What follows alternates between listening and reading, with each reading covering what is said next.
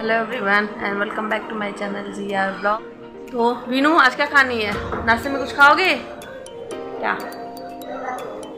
कल रात वाला नहीं, कल रात वाला तो नहीं मिलेगा।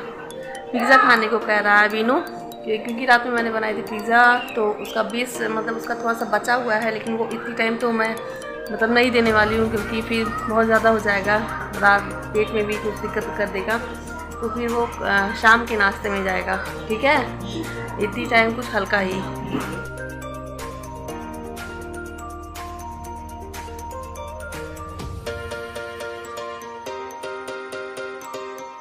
और मेरी यहाँ बन रही है सुबह की पहली चाय। तो आज मुझे चाय के साथ एज ए भेल खाने का बहुत मन कर रहा था, बहुत हल्का सा ही कुछ लाइट सा ही खाने का मन कर रहा था, तो इसलिए मैंने इसको मतलब यहाँ यूपी में तो इसे भुजा ही बोला जाता है, मतलब हम लोग के यहाँ इसे भुजा ही बोलते हैं, और बंगाल साइड में कोलकाता साइड में इसे मुरमुरा बोला जाता है। मतलब वो थोड़ा डिफरेंट होता है, थोड़ा सा अलग होता है, इसे वो थोड़ी बड़ी साइज़ में होता है, बट बोला उसको ही मुरमुरा ही जाता है। और हम लोग में कितना भी बड़ा हो और कैसा भी हो, अगर वहाँ से भी यहाँ आ जाएगा तो उसे भुजा ही बोलते हैं। और मेरे यहाँ ससुराल में जैसे भुजा खाने का रिवाज ही है क्या नाश्ते में, क्योंकि यहाँ मतलब जब से मैं आई हूँ मतलब शुरू से ही देखती आ रही हूँ कि भुजा ख़त्म नहीं होने पाता है, वो डिब्बे में भरकर फिर रखा जाता है, उसको रोस्ट करके उसमें ऐसे जैसे मैं डाल रही हूँ यही सब मसाले डालकर और उसको रोस्ट करके रख दिया जाता है। फिर उसको चाय के साथ खाना अच्छा लगता है, यहाँ पर ऐसे ही खाया जाता है। तो मेरा भी आदत है, मतलब वही है, आदत पड़ी जाती है, मतलब कोई भी चीज़ को अगर लगातार खाओ और फिर उसको छोड़ो तो वो चीज़ तो कितने दिन हो गए थे मुझे छोड़े हुए, मतलब ये है कि काफ़ी दिन बाद मैंने आज इस तरह से मतलब रोस्ट करके और रखा, ऐसे ही नमकीन भी डालकर ऐसे ही रखा जाता था, तो इसी टाइप से करके रख लो। और फिर जब नमकीन का कुछ खाने का मन हो तो एक प्लेट में ले लो, खा लो, चाय पी लो, इससे मतलब ठीक रहता है, भूख भी मिट जाती है शाम के टाइम हो या सुबह के टाइम का, और ये उतना नुकसान भी नहीं करता है।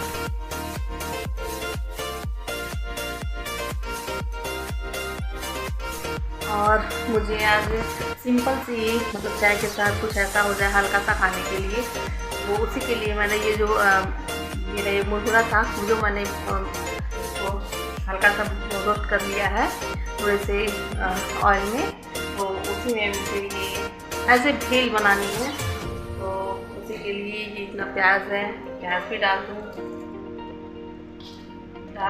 पूरा ही डाल दूँ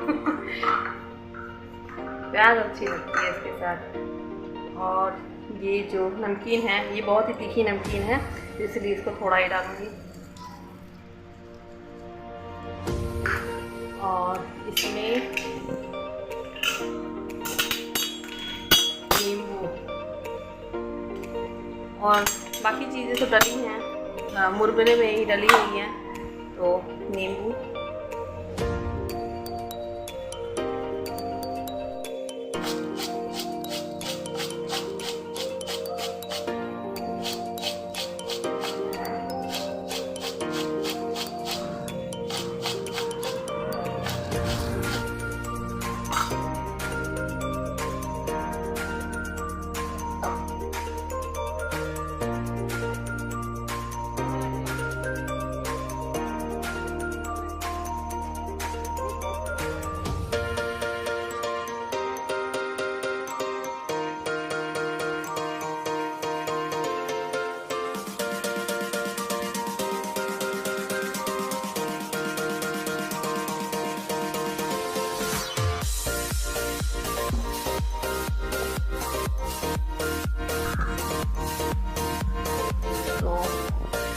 यहाँ नाश्ता वगैरह भी हो चुका है और थोड़ा देर लेट भी गई थी। चलो दोपहर के लिए भी जो कुछ भी बनाना है वो भी बना के हटाइए।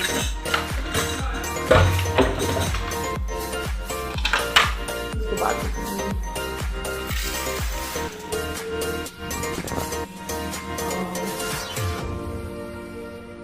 किचन भी यहीं फैली हुई है, उसको भी थोड़ा समेट दूँ।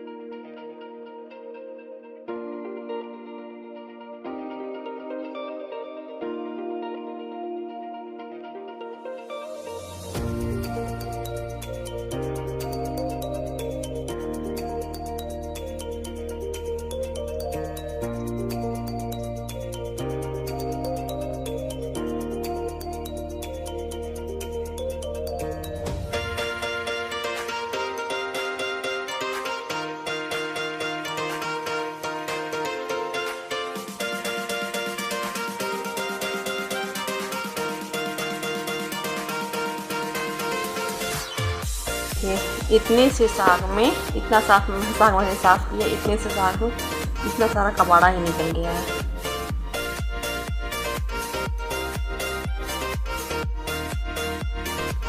और यहाँ पर मैंने साग भी धुल लिए। और वही होता है, बेसिंग पे के पास जाओ, अगर सिंक के पास तो बर्तन पड़े हुए मिल ही जाते हैं, तो लगे हाथ उनको भी साफ़ कर ही लो। ये जो हम लोग चाय पानी का मतलब ये बर्तन निकला हुआ था, वही मैंने साफ़ किया है।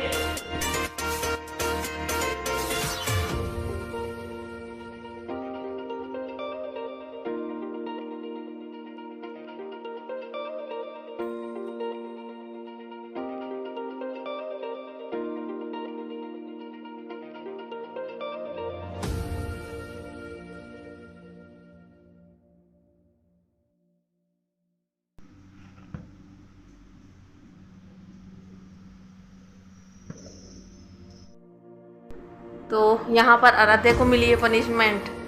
मैंने किचन से आया, देखा कि ये लोग क्या कर रहे हैं, सोचा चलो देखूं क्या कर रहे हैं ये लोग। तो ये आराध्या वीनू ने आराध्या की मतलब थोड़ी सी कॉपी फाड़ दी, मतलब उसे फट गई, तो इसने मतलब जानबूझकर उसकी कॉपी फाड़ी, उसका पेज फाड़ा जो लिखा हुआ था। तो इसीलिए मैंने इनको पनिशमेंट ये दी है कि अब ये वीनू का होमवर्क कंप्लीट करेंगी, और जब स्कूल में मैम पूछेंगी कि ये राइटिंग किसकी है, पनिशमेंट के लिए रेडी हैं?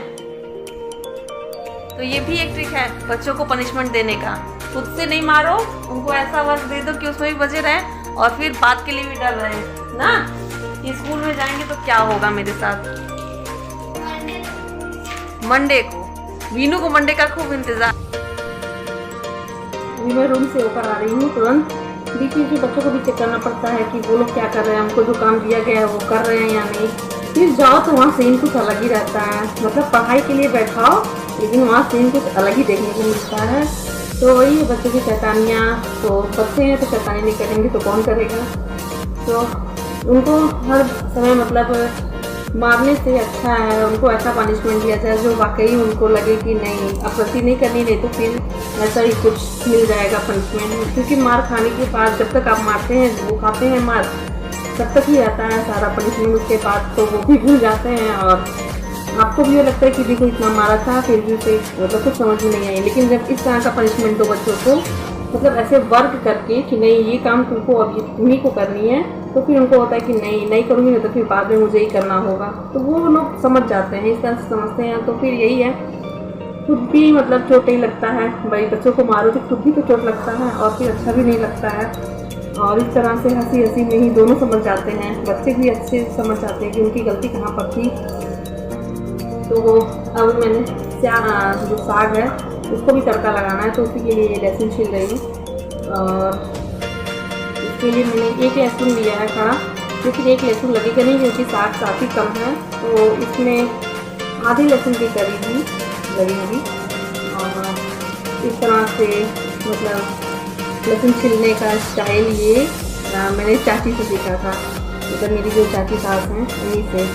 और बहुत सी ऐसी चीज़ें होती हैं जो आप शादी के बाद यहाँ पर ससुराल में सीखते हैं, बहुत कुछ सीख कर रहे हुए रहते हैं। तो यही है। और ये मैंने मनकापुर वाली चाची से सीखा था।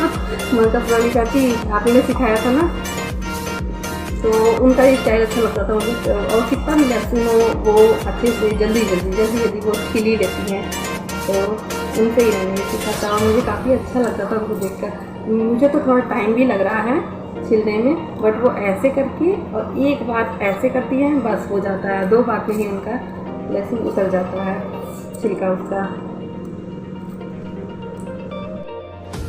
और यहाँ पर मुझे अपनी साग भी बनानी है। और ये वही कढ़ाई है, उसको मैंने धुली नहीं, जिसमें मैंने भुजा रोस्ट किया था वही कढ़ाई है ये। और उसमें ये हींग और मेथी का तड़का तो साग में जाता ही जाता है। और उसके साथ ही मैंने जो लहसुन और ये मिर्च हैं इसको हल्का सा ऐसे ही ग्राइंड कर लेना है। इसको ग्राइंड नहीं, मतलब इसको हल्का सा ही मिक्सी में ऐसे चला लेना है, सूखा ही, और उसमें पानी नहीं डालना है। तो इस तरह से चला लेने से क्या होता है कि वो पीस कहीं जो मिर्च है और लहसुन है वो दिखती नहीं है। और इस तरह से एकदम अच्छे से मतलब पूरे साग में अच्छे से मिल जाती है, उसका फ्लेवर पूरा अच्छे से आ जाता है। तो मुझे पर्सनली इसी टाइप से पसंद है साग बनाना। और मैं ये पता नहीं कौन सा साग है, मुझे खुद भी नहीं पता थी। और पालक का साग हुआ, तो इस टाइप का साग मतलब कोई और भी यहाँ पर साग मैंने हो, साग में साग को थोड़ा मैं सा इसी नमक तरह से डालकर चलती हूँ। और उसे ढक दिया है। और इधर मैं अपना ये तड़का लगा लूँगी दाल में भी। तो मैं दाल में हमेशा देसी घी का तड़का लगाती हूँ। देसी घी का तड़का लगाकर उसमें जीरा हुआ, मिर्च हुआ या फिर राई हुआ। राई बहुत कम ही डालती हूँ, जब अक्सर दाल फ्राई करती हूँ तभी डालती हूँ, नहीं तो सादे दाल में केवल जीरे और मिर्च का ही तड़का लगाती हूँ। तो एक तरफ दाल का तड़का लगाकर और इधर चावल भी बैठा देना है, क्योंकि चावल मतलब दोपहर का टाइम तो हो ही गया है, खाने का भी टाइम हो गया है। तो चावल भी इधर बैठा दिया।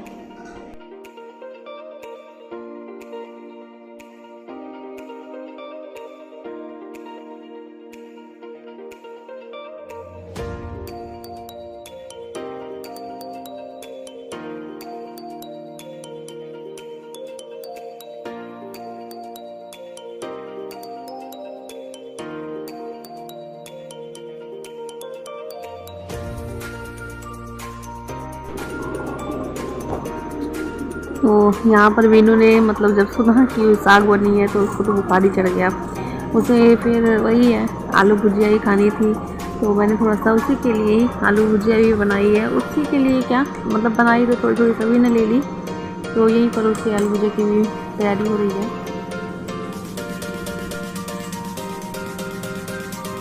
और हाँ, छिलनी हुआ, इसको छिलनी होते पीलर, ये हुआ या फिर ये चाकू हुई, इसको यूज़ करने के बाद मैं तुरंत धुल कर रख देती हूँ। तो मेरे छिलनी और चाकू जो भी कहते हैं आप, इसको पीलर कहते हैं, लेकिन भाई देसी घर है, देसी स्टाइल है, तो फिर देसी नाम भी होना चाहिए। तो इसको छिलनी कहते हैं हम लोग के यहाँ। तो इसको भी तुरंत हाथ से हाथ साफ कर देनी चाहिए। और बस जब पानी से धुलकर उसको लगा दो तो ये सूख भी जाती है और साफ भी जाती है।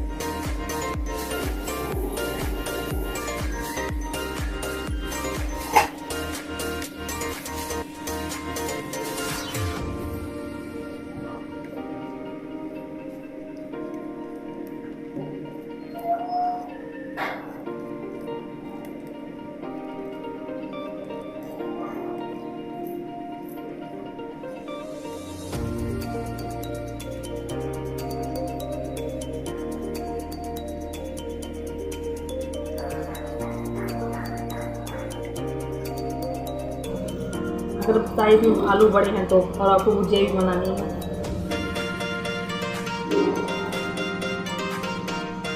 छोटे रहते हैं तो फिर केवल 2 पार्ट में कट करते हैं।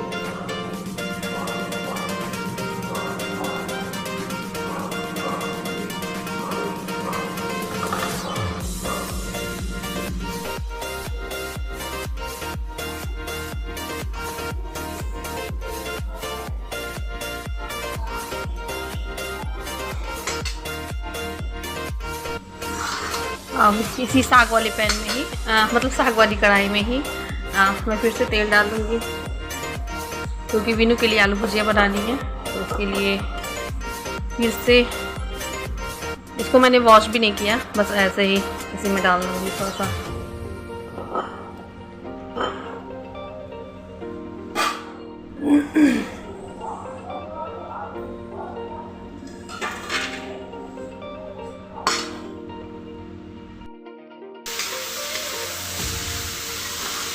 और इसमें मैंने मेथी भी नहीं डाला, क्योंकि वीनू को होता नहीं, बच्चों को थोड़ा कड़वा लगता है कहीं कहीं जब बीच में मुंह में आता है, तो इसलिए मैंने मेथी भी नहीं डाली। और ऐसे ही यार सिंपल ही तड़का लगा दिया। और इसमें ना मिर्च है ना मेथी है, बस आलू और थोड़ा सा मसाला हल्का सा ऊपर से छिड़क दूँगी, बस हो जाएगा। नमक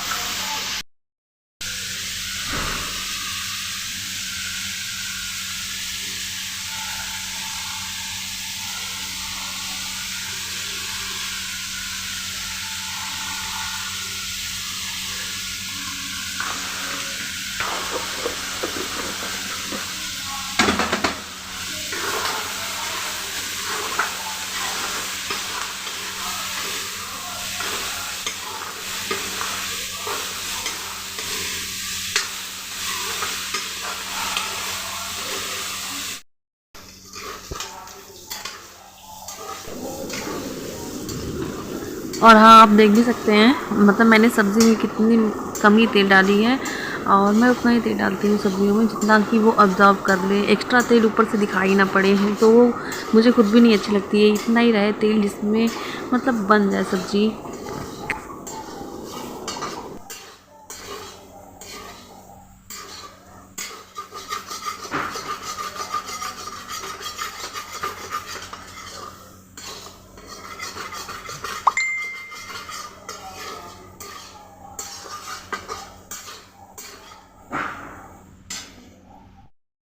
क्या हो रहा है? पढ़ाई हो रहा है इससे?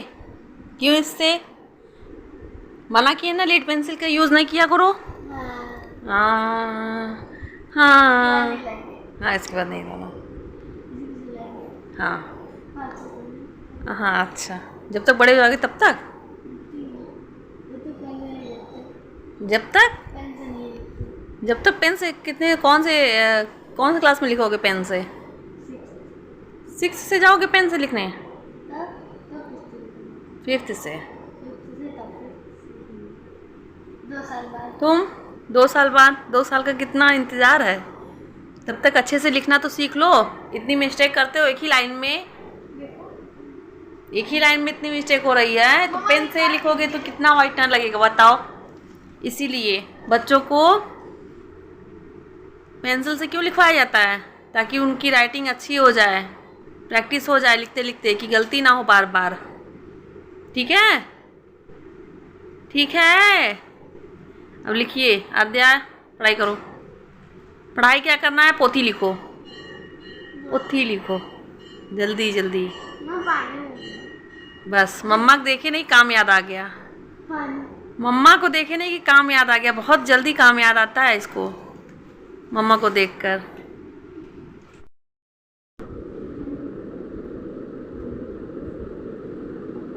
तो यहाँ पर मैं फिर से आ गई हूँ अपने रूम में, मतलब किचन के काम से फ्री होकर। खाना पीना हो गया और किचन भी मेरी सारी सिमट चुकी है, साफ़ हो चुकी है। तो यही है, बच्चों के साथ थोड़ा टाइम स्पेंड करने का यही मौका रहता है। और साथ में मतलब अपने भी रहो रूम में और अपना काम करो। बच्चे इतना काम करते हैं तो उन लोगों को थोड़ा डर भी रहता है, थोड़े मतलब और अच्छे से वो काम कर पाते हैं। नहीं तो फिर यही है, किचन में रहो तो कौन ही देख रहा है कि रूम में क्या कर रहे हैं ये लोग। तो इसीलिए मैं ऐसे टाइम पे को ज़रूर मतलब ले लेती हूँ अपने यूज़ में, कि साथ में बच्चे भी रहें और उन लोगों को इसी टाइम पे जाए मेरा कपड़ा प्रेस करना हुआ या फिर कुछ और भी काम हुआ, कुछ कटिंग का काम हुआ या फिर कुछ अदर काम हुआ, तो साथ में बच्चों को बैठाए ही रहती हूँ पढ़ने लिखने के लिए। नहीं तो फिर वो लोग वही है, इधर उधर भागते ही रहते हैं। तो इसी तरह से मैं अपने काम के साथ साथ बच्चों को का काम भी मैनेज कर लेती हूँ। और आपको मेरे ब्लॉग्स कैसे लगते हैं आपको प्लीज़ कमेंट करके ज़रूर। हाँ, आपने बेसन के लड्डू वाले ब्लॉग को आपने बहुत प्यार दिया और 750 से ऊपर के करीब में उसके व्यूज़ गए, तो मुझे इतनी खुशी मिली जैसे मुझे क्या ही मिल गया, जिससे लगता है कि मेरे व्यूज़ मिलियंस में चले गए हैं। मुझे इतनी खुशी मिलती है, इतने में ही मुझे बहुत खुशी मिली। कम से कम इतने लोगों ने देखा तो यही बहुत बड़ी बात है मेरे लिए। और प्लीज़ ऐसे ही मेरे साथ बने रहिए, मेरी ज़िंदगी के साथ बने रहिए और बहुत कुछ अच्छा अच्छा आपको देखने को मिलेगा।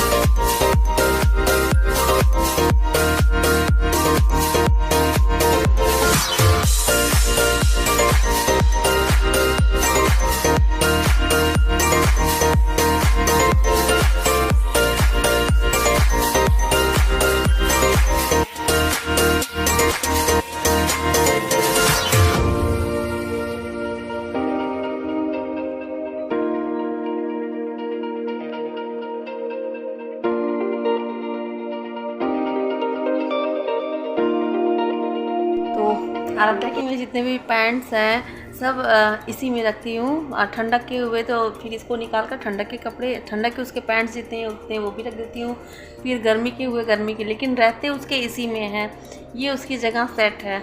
और ये ऐसा इसलिए हुआ था क्योंकि जब आराध्या छोटी थी तो मुझे बेड से बार बार उठना पड़ता था उसको पैंट चेंज करने के लिए, कुछ भी करने के लिए, तो बार बार इसीलिए मैंने ये बेड पर ही एक जगह बना ली थी उसके लिए कि ये इसके सारे कपड़े मतलब जितने भी पैंट्स हैं उसके छोटे छोटे पैंट्स थे सब इसी में रहेंगे।